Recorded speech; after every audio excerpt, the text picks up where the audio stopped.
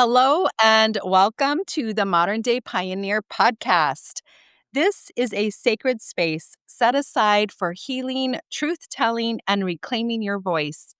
I'm Kendi, the host of this podcast, and I'm also a mother, intuitive, entrepreneur, and a survivor turned thriver. Together, we're going to explore stories of resilience, confront the shadows of our past, and embrace the healing power of living with purpose. Welcome to this podcast. I'm so excited for today and for my guest. Today, I'm going to have a conversation with my dear colleague, Berdene. As an introduction to this amazing woman, I want to just share a little bit of information about her. First of all, she hails from South Africa. She is one who was raised in a very extreme religion. And so she and I share similarities in that we both were raised under a system where women were second class. And given her experience, she found her way out. And so today, I am so excited to have this conversation with Berdene. Berdene, welcome to the podcast. Thank you so much, Kendi. I am so grateful to be your first guest. And I realize the magnitude of being the first guest on something as important as the Modern Day Pioneer podcast. So thank you for allowing me on. I really appreciate it. Of course. This is going to be a really fun conversation. And for the listeners, you're going to enjoy just hearing more of Berdene's story. So, Berdene, let's get started. And I'm really curious because you and I work together, but I really don't know that much about the church that you were raised in. So, can you give me just a little bit of background about your upbringing when it comes to church? Absolutely. So I was raised in what is called the Dutch Reformed Church. And in Afrikaans, your listeners are probably going to scoff a little bit at my pronunciation. But in Afrikaans, which is my mother tongue, it's pronounced die Nederduits Gereformeerde Kerk. And because the Afrikaans nation comes from Dutch descendants, we kind of adopted certain parts of how the Dutch interpreted Christianity. It is And definitely more on the narrow minded, it tips the scales more to the narrow minded side than it does to the liberal side.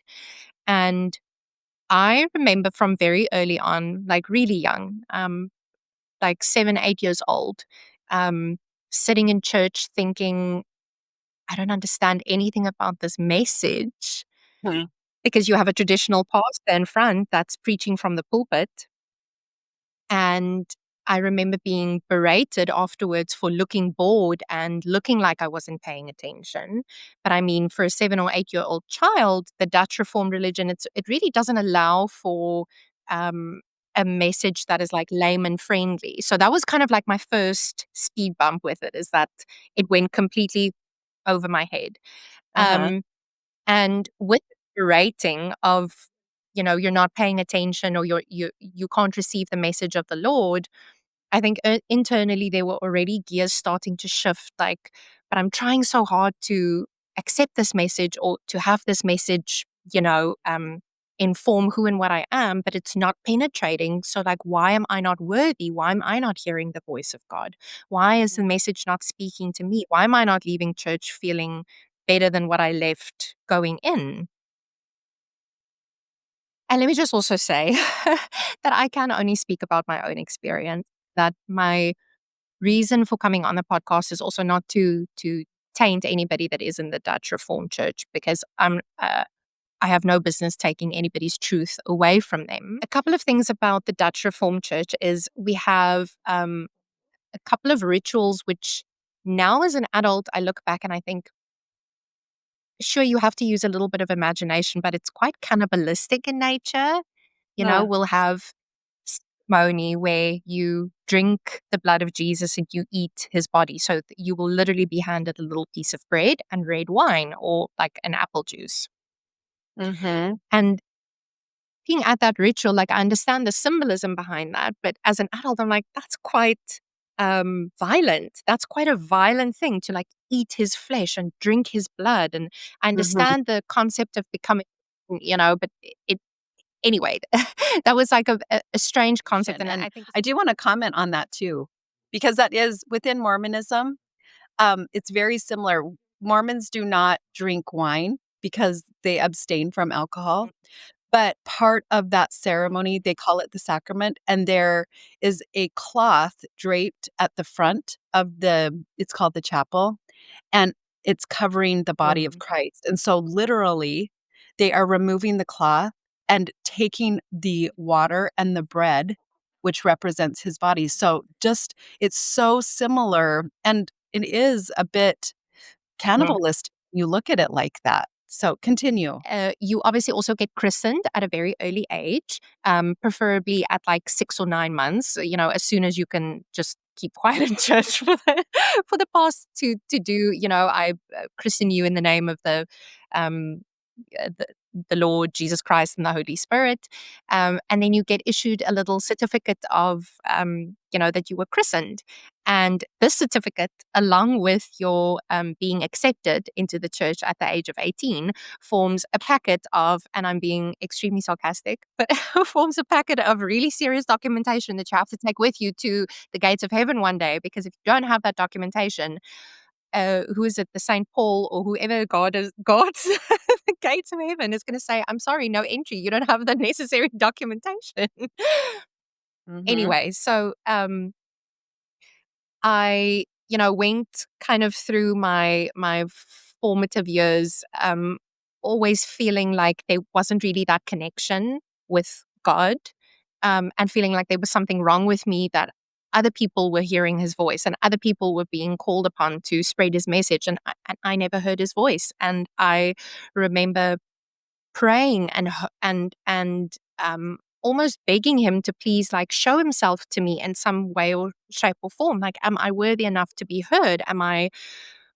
Will I hear your voice one day? And it never came. Even in times, when times are tough and you all of a sudden really start talking to your maker, when you when you're on the brink. You've mentioned this before, the dark night of the soul. Whenever Yes. I've experienced a dark night of the soul, and I have um not physically cried out, but emotionally cried out for help, I have Mhm. never received. And that has always left quite a dent of, I'm an outsider because other people hear God's voice. I'm Hmm. not worthy of hearing God's Wow. voice. So there's also a lot of, you always talk about a lot of like, are you worthy enough? The concept of being worthy enough. So Yeah. this is kind of my experience was with that.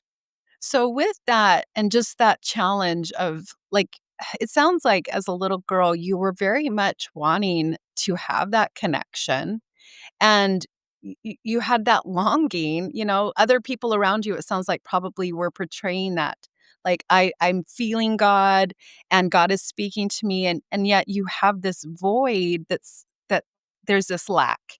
So, as a child, did you talk to your parents about this at all? Like, how did you approach this from a spiritual stance? Because I'm assuming given that the religion was somewhat strict, that potentially there was a lot of pressure coming from your family, from your parents. So, can you talk a little bit about that?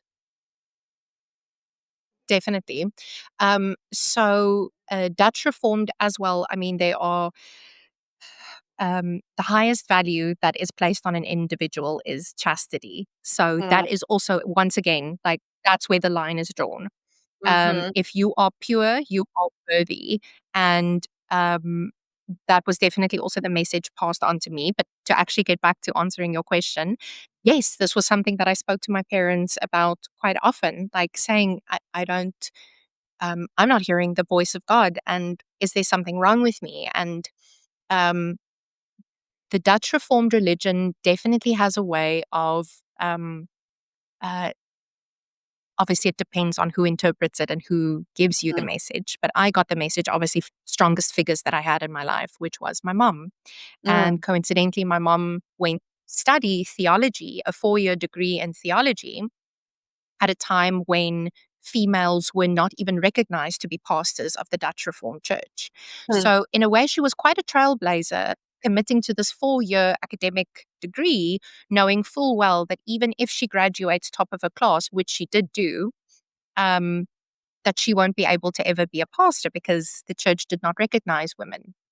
Mhm. So there was already this like inequality, and she was obviously also the only female in her course because when she was studying, we're talking like the early 1970s when she was at university for this, um, she literally was the only female in that entire class. Back to your question, talking to my parents about it, yes, spoke to them about it often, but because my mom came from this um, academic background of theology, and studying Hebrew, which actually was the language that Jesus spoke, Mhm. there was a very academic and kind of um, a talking at element as opposed to it being an open conversation. So the message was actually always boiled down to if you are not letting the Lord into your heart, then you will never be relieved of these sorrows, which again places the onus on me as the child at that time going, I'm doing something wrong. I'm doing something wrong. I'm not believing enough, or I'm not believing in the right way because I'm not receiving this message. So, again, this feeling of inadequacy. And you speak a lot about how extreme you were in your practice. And there was definitely a phase for me as well where I thought, if I do everything right, then maybe God will like me enough and I will start hearing his voice. Yeah. And that just, so that, You know, interesting being someone, I mean, I think this is something we both can relate to, having been in a space that was so religious. There is such a difference that I found for myself. I won't speak for others, but just with my own journey, there has been such a difference between religiosity and spirituality. And what I have found with my own journey and living is that, yes, while I was within Mormonism, I mean, I did feel God. However, I have felt so much closer to whatever God is. I used to think I knew what God was because Mormonism created that image of it being this white God with white hair, and I don't know what it is any longer, but I still believe in this higher power. And there seems to be now just this greater connection because there's no longer this sense of like I'm having to earn my love towards God.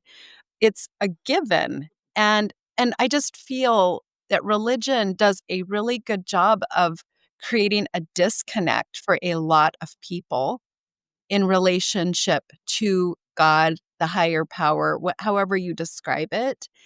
And that's what I'm hearing come out of you as well, is that there was just this yeah. disconnect occurring because of religion. And I think because of I completely agree with everything you're saying. And I think you will also be able to, find some connection with this is that you, a a lot of what is taught is that you are born from sin. Mhm. You are you came into this world so sinful, and Christ came and died for your sins. So it's this message of almost life denial, like you are a lost soul, you are broken, you are sinful, you are um and you can't get yourself out of that. Only through the blood of Christ can you be healed. And um I I think that started to really not sit right with me. I also remember my mom telling me once that one of the sins that you can never be forgiven for is if you use the Lord's name in vain. Mm. Now, what happens if I tell you, don't think about a white elephant? Oh, I know. Like, the only thing you can think about white elephant. So the second that she said that, my mind just went, what is the worst thing that I can say? And I thought it, and I thought, there it's over. I've already, I'm, my soul has been damned for all eternity because I thought it. I thought it, and it's over now. So what's the point of trying to be this perfect Christian doing everything right? Mhm. But I'm so sick And I had this thought, and it's the one unforgivable sin. I'm never going to be forgiven for this. So I have a one way ticket to hell in any way. So I might as well, like looking back, that is crazy to me that a child under the age of 10 would have to wrestle with that. Like, Right. um, kind of like an existential thing, but you're a child, like it's so not suited. But at the time it was um the most unsettling thing that could have happened, like realizing that I am now damned for all eternity. And all eternity also as a concept, like it never ends. So I'm gonna be burning in hell, listening to gnawing of teeth, Mhm. um, and screaming for all eternity. For Yeah. all eternity. The I end. I know. I can relate to that. No, it's crazy. The religions that are high demand, it's incredible the fear. I describe it as fear-mongering, and especially to place these ideas in children, that this whole concept, because I can so relate to that, Berdine. I mean, our stories are different, yet similar. And Mm, and there were many times throughout my life because I really was so tormented inside, and I would ask myself, "How is it possible that I can be doing all this good stuff? Like, I'm a genuinely good human, and yet I'm going to be in hell." I mean, it was the worst space to be, and I have to say that one of the greatest lies that is taught within Mormonism is that if you leave the Mormon church, you are gonna be miserable and that life is gonna be terrible for you. That is such a lie, because once I got away from that system, it was where I was truly freed from the weight that religion was placing mm, on me, that was fear. So it's incredible. yeah, yeah. Let's talk a little bit about, and I thank you so much for what you've shared. You have definitely walked through some some traumatic experiences that were brought onto you by religion. And I And remember having these thought experiments and like asking my mom, but let's say somebody is born in the Amazon rainforest. Like these, you know how like kids will have these hyperbole scenarios. So a kid is born in the Amazon rainforest. They have no access to books. They don't even know what a book is. What if they never get exposed to a Bible? Does that mean they go to hell? Yes. Yes. And I remember thinking like that is so unfair. They're not even given a chance. Like how is that a loving God? How is that a um everything that we're taught, a benevolent God? How would a benevolent God do that? Why would a benevolent God do that? Like if yeah. you don't even know the concept of religion exists, but you've got a one-way ticket to hell. Um in terms of racial segregation, I mean probably that's probably the thing that South Africa is known for the most because of apartheid and because I think we were one of the countries that were the last to actually um, to still hang on to racial segregation, which was called apartheid. And this only came to an end with the first democratic election when I was 2 years old in the year 1994, which is also the year that Nelson Mandela became president. So Mm, before that, people of color or black folks were not allowed to vote, and they were definitely, everything was segregated. So churches for black people, churches for white people. In 1990, though, the Dutch Reformed Synod had an overruling where females were then recognized as pastors, even though it's still very much in the minority currently. And they actually also, to their defense, um, recognized what their part was in perpetuating apartheid yeah. because it was also a Bible verse taken completely out of context. And they used that as justification to help the political regime at that time enforce segregation. So Uh-huh. I never saw anybody of color in church with me. I never saw the church was never a representation of what the Rainbow Nation was. Never. Why South Africa was kind of excluded from the rest of the world because it was a Bible verse that fitted the narrative, Mhm. um, and that's just you don't question.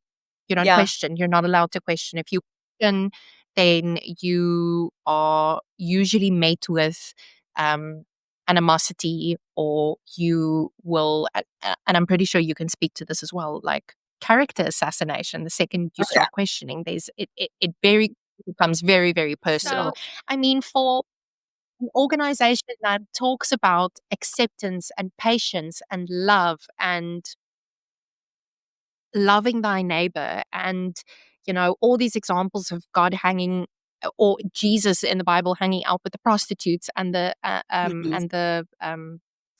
gamblers, and and him riding a donkey into Jerusalem, like it was no pomp, no prestige. Right.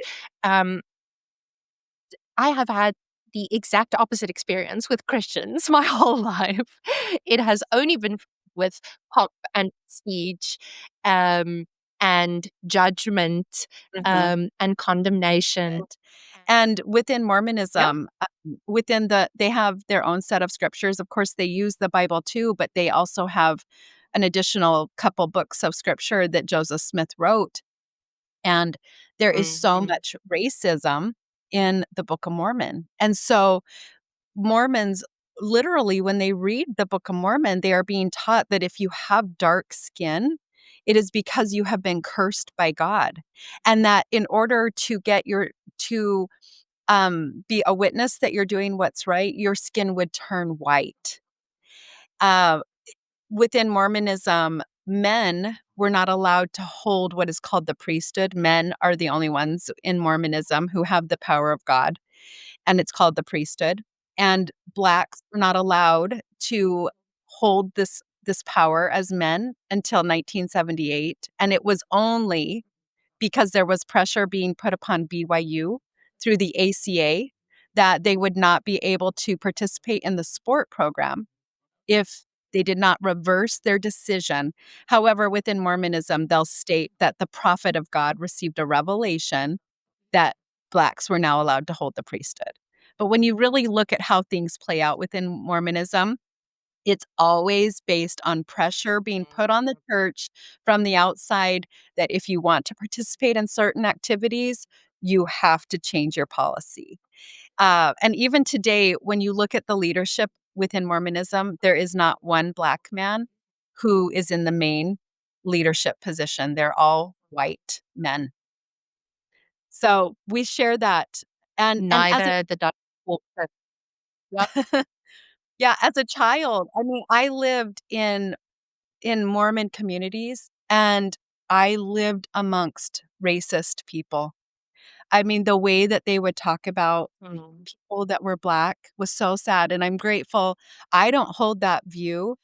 And so there's also something that you mentioned, as you were talking in regards to this just women in general, and it sparked this memory within myself of women specifically. I mean, all people come with this, especially within religion, with this concept of they've entered the world as a sinful person. Uh, but specifically women, it's interesting, the story of Adam and Eve, and, Eve eating the fruit and she being this really bad person. I remember when I was Mormon and I went to the Mormon temple for the first time. There's no knowledge of what happens inside of the temple until you go for the first time. Like, it is so secret, even for people who are raised in the Mormon church. So I had no idea what I was gonna be experiencing. I was super excited because I was told that it was gonna be the most amazing experience of my life. Um, it's so ritualistic, and basically, it's a video that you watch, and it's the story of the creation, and they really do a good job of portraying Eve as it's all her fault that the world is being punished. And for me as a woman, that whole idea, it too reinforced just this belief that because I was a woman, there was that extra, like, "You're so bad." And you've gotta suffer because you're a woman. I don't know, can you relate to any of that? Is that something that you experienced a little bit within your upbringing? Absolutely. And I mean, a lot of it was not with bad intention, but there was um, definitely messages sent uh, throughout my formative years of, you have to be a certain way to be accepted by a suitable husband. So that he can take care of you. And it's cute if you go and get an education, but like the real emphasis is on being a good wife. And I mean, this is crazy because I was born in 1992, and yet I mean, that's also what your experience was to some extent. Oh, You go to these classes, prepare you to become a good wife and a homemaker. yes. Um, and I remember thinking, because in the Dutch Reformed Church, um, also just taking two steps back, because the Afrikaner culture comes from extreme suffering as well, exactly like your ancestors. I mean, in the early days, it was like the wild, wild west. A lot of death, a lot of famine, a lot of trauma. Um, so suffering and being a martyr is kind of placed on this pedestal. Like, Mhm. so the more you suffer, um, the more noble you are. And as a woman, to suffer means to be even more noble and more in service of God. Now, I mean, I'm not paraphrasing. This is my experience, and what I gathered from the message that was always given to me. But you were definitely brought up to, the man is the head of the household and the woman is subservient and helps him in all his endeavors. Um, Messages of equality have were never that was never spoken of. Equality just wasn't really spoken of. Something like a dual income household was also still a little bit strange. Like growing up, like, oh, your mom works. Mm. She's probably going to hell because she's not fulfilling her actual duty, which is supposed to be the homemaker. And from my own experience, there was a lot of resentment uh, between my mom and dad because my mom expected my dad to take more of a leadership role in terms of Bible study at home and family Bible study, and that just wasn't his way. Like he's more of the opinion like me, like it's a very personal thing. Like you can do Bible study anytime. It doesn't have to be at a pre-prescribed time with pre-prescribed people with like you can it's a very personal journey. For some people it is more outwardly and they enjoy the practice of singing and talking and being with others, and for some people it's, I mean, I talk to the source whenever I want. I say the source because I'm Yeah, still not 100% decided, so right. um so my experience was also, I mean, females are second rate, totally Eve's fault. And that in juxtaposition with what I now know as an adult, how we speak about things like Mother Nature and how birthing, everything actually originates with a female, Right. right? Like, um, so now as an adult, I look back and I'm like, actually, women are supposed to hold a lot more power than we have because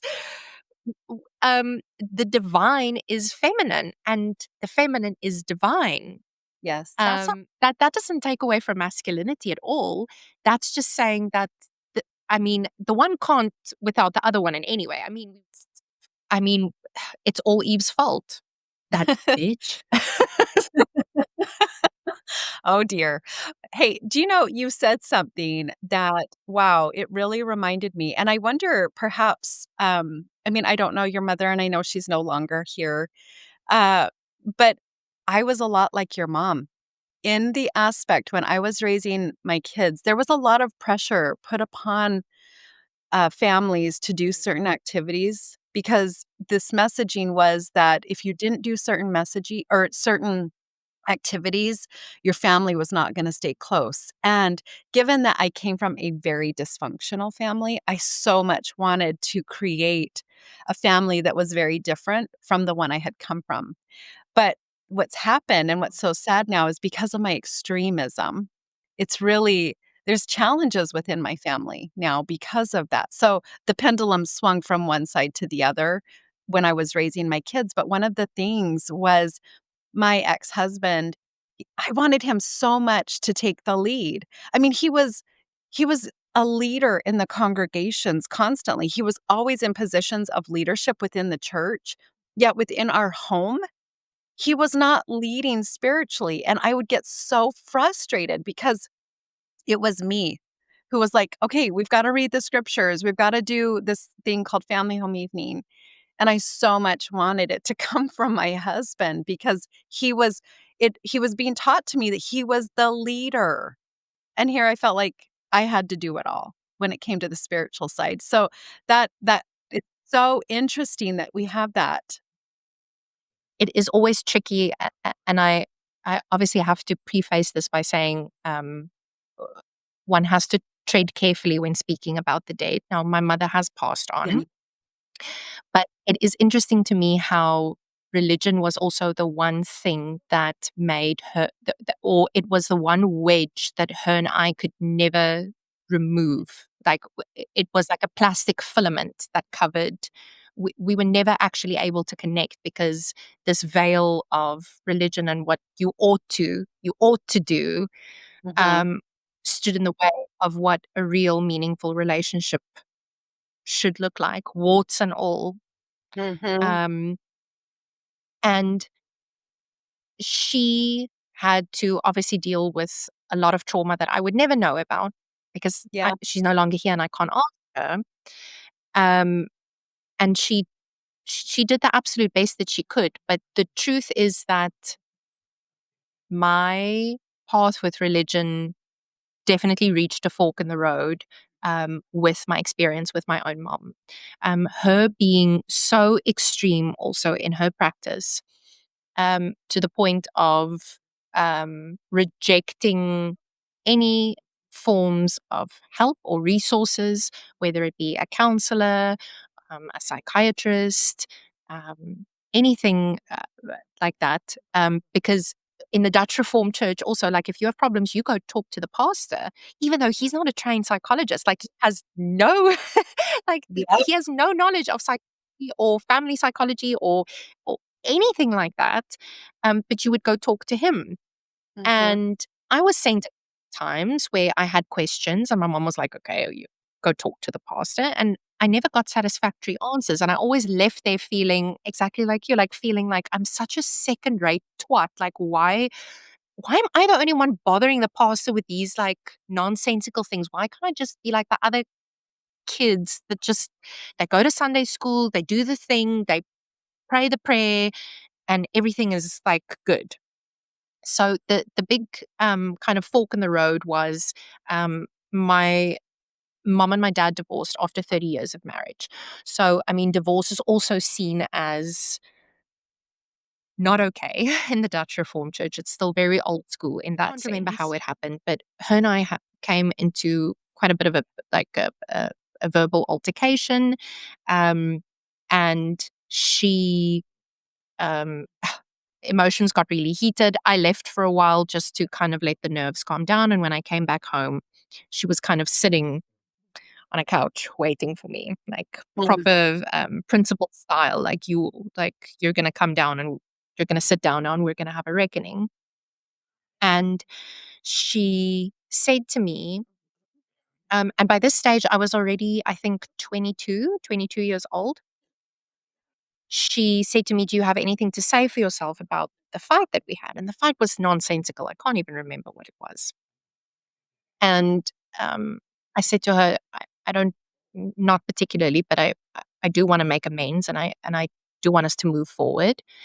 And her whole attitude, and I think you'll understand when I say this, it didn't even look like her.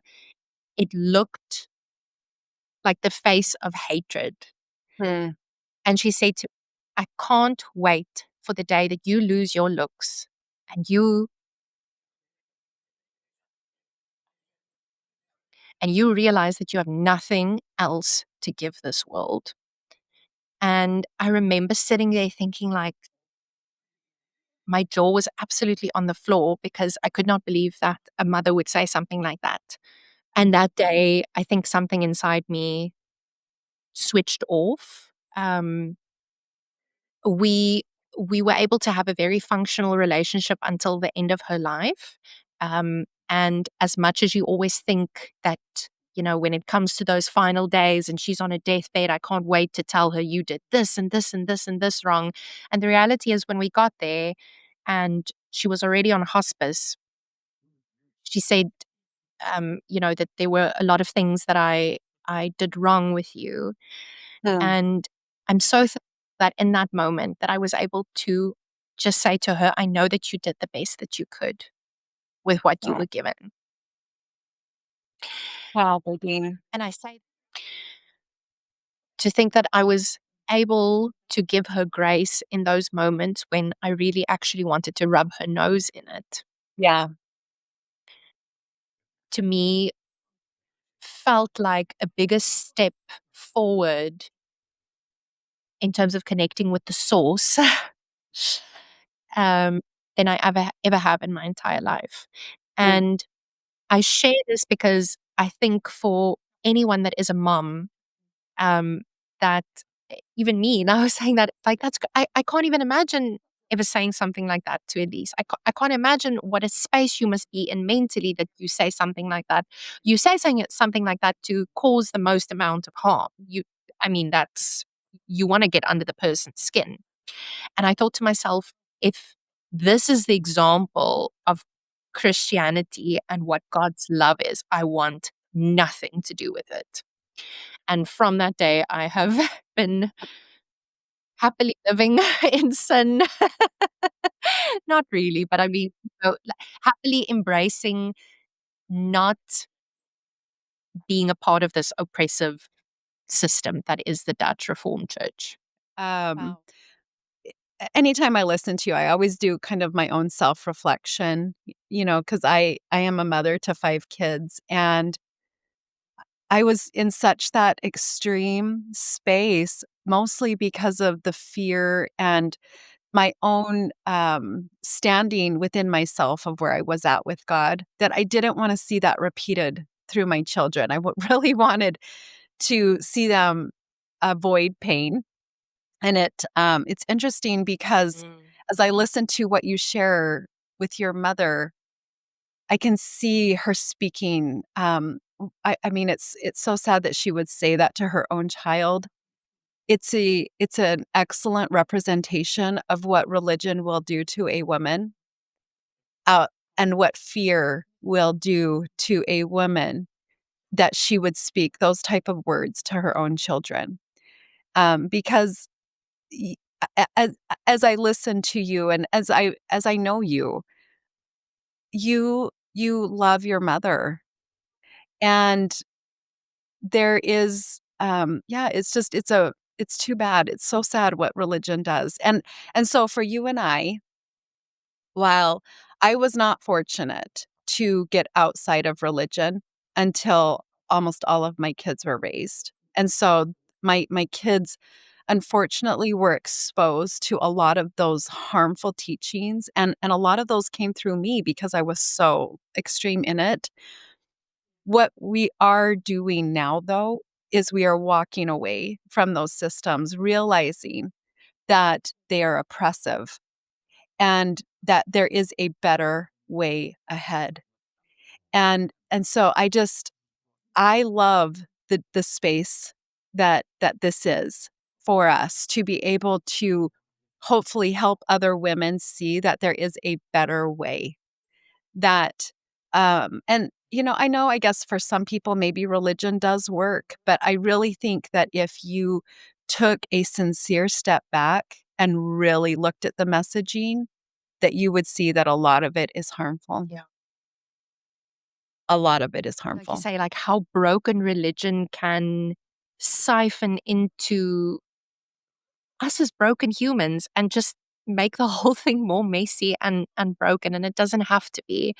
And where I think where we are pioneering, like you say, Mhm. blazing a new path, is we are actually talking about it and acknowledging it. And the fact that I could say that out loud, as uncomfortable as it was.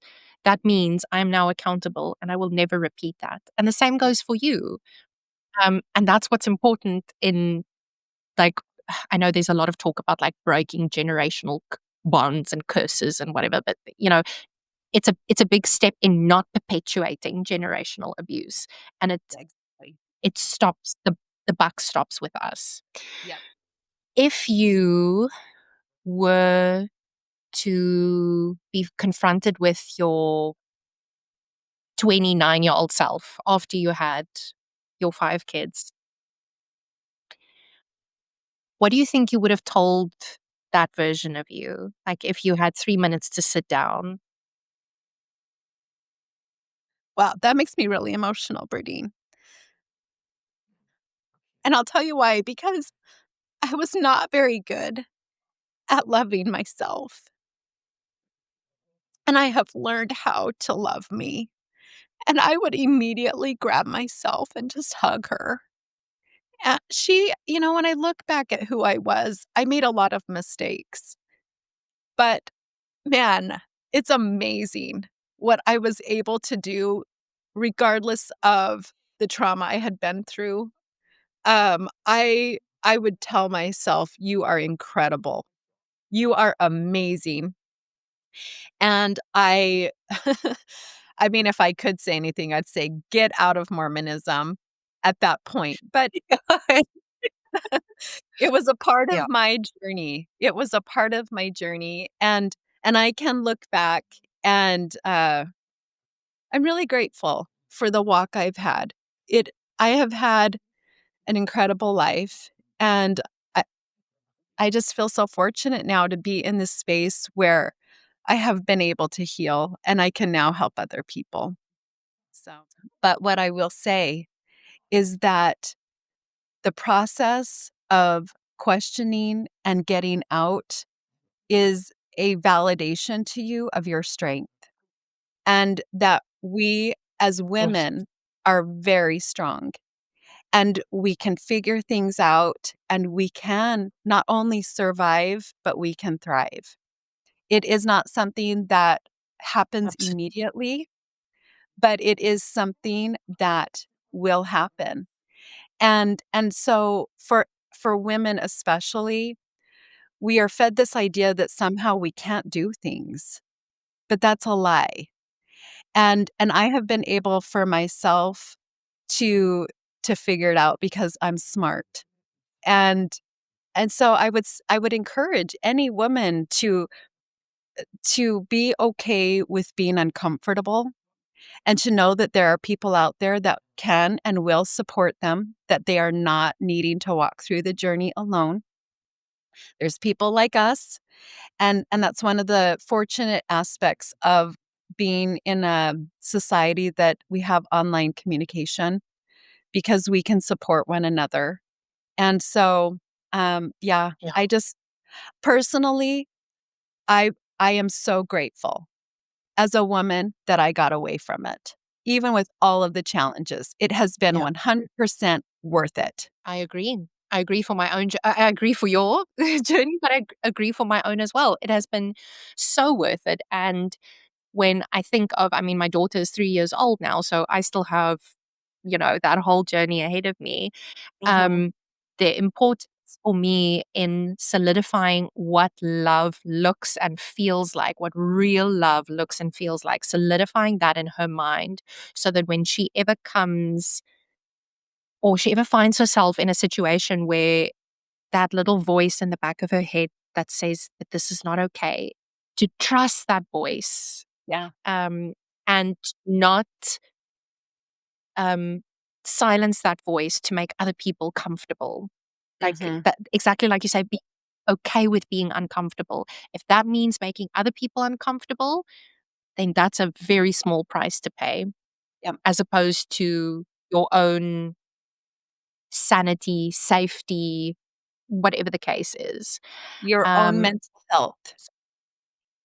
your own mental health, Yeah. yes. And Do you know, Berdine, one of the things that I feel so grateful for, I have 2 daughters, and They were the last, I have 3 boys and then I have 2 girls. And my initial journey was very challenging for my girls. I mean, they were still at home when I began questioning. And my oldest daughter especially, I mean, she would go to church and she would cry because I was not there. And at that time, I couldn't see what it would look like eventually, but it's been really incredible as their mother to watch my daughters who she's 24, the other is 21. They both have walked through a journey of discovery, and now they both are outside of Mormonism. And uh, we together as the girls in the family are pioneering. And I feel that for me, I'm grateful I was able to give them that gift of letting them see me be willing to walk into that space Yeah. of questioning.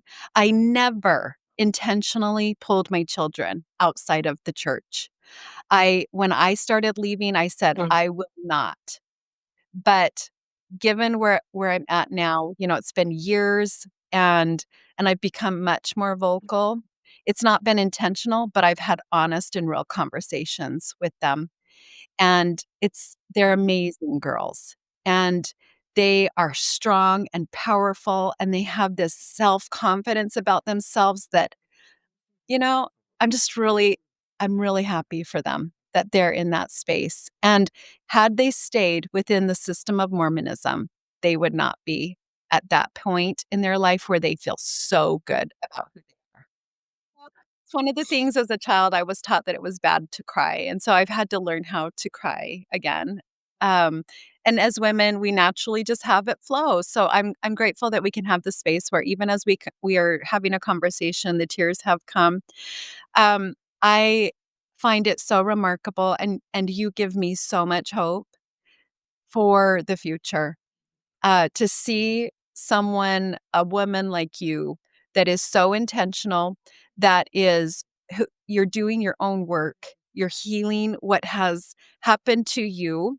And that's one of the things that I encourage anyone. We all have trauma, it's all varying degrees, but we're human beings, and our parents, the generations before us, did not get the help that they needed. And so for us, in order to heal, we have to heal ourselves. And I truly believe that the world can heal, but it has to start with each of us as individuals. And that as we heal ourselves, it will ripple out to the world. Thank you so much for your just being vulnerable today, for sharing your experience within your upbringing. And Berdine, just thank you for being here. So next week, I am so excited to step into the conversation that we have of hearing how did you find your way to that space of realizing, Berdine, you have worth. And and for that, I look forward to that conversation. Thank you so much to the listeners and for the support that you give. If you are loving what you are hearing, I would appreciate you rating this podcast and sharing with your friends. Until next week, I hope that you have a beautiful week, that you stay safe. And until then, I'll talk to you soon.